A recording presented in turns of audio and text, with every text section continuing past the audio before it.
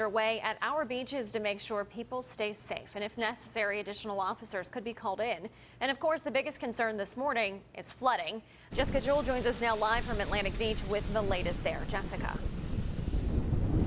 It's rained pretty much non-stop here at Atlantic Beach since last night, and I've been out here all morning, and about 30 minutes ago is when it seemed to be at its worst. The rain was really coming down, the wind was pretty heavy, but take a look behind me. You can see it's not over yet. You see these traffic lights here just blowing in the wind, but that doesn't seem to be slowing anybody down. You can see there's still lots of cars out here coming through, and they don't seem to be having many issues, but people tell me that they are prepared for flash flooding because, as our First Alert weather team has told you, they've been bombarded with rain over the past couple weeks. So this ground is saturated, which makes the risk for flash flooding pretty significant today, even though you don't see that heavy rain right this minute. Now, we've been talking to people and they say they're prepared for this storm. Take a look at some of what we saw earlier this morning.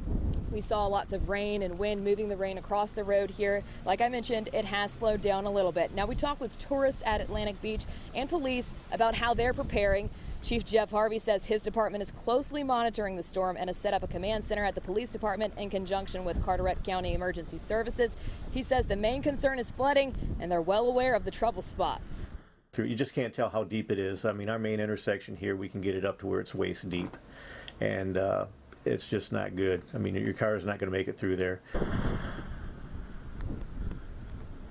Chief Harvey says when they get the all clear, emergency services and cleanup crews will be ready to start the road to recovery immediately if necessary. Now, this right here is that intersection that is the problem area. It's the intersection of Atlantic Beach Causeway and NC 58, right over that big bridge when you come into Atlantic Beach. Like I mentioned before, you see cars moving through here pretty easily. None of that waist deep water right now. I just spoke with the police chief and he says there aren't too many problem areas right now, but they're going to continue to monitor it. We'll keep you posted on that, and you keep posted on the weather forecast. Download our WNCT First Alert mobile weather app. It's free.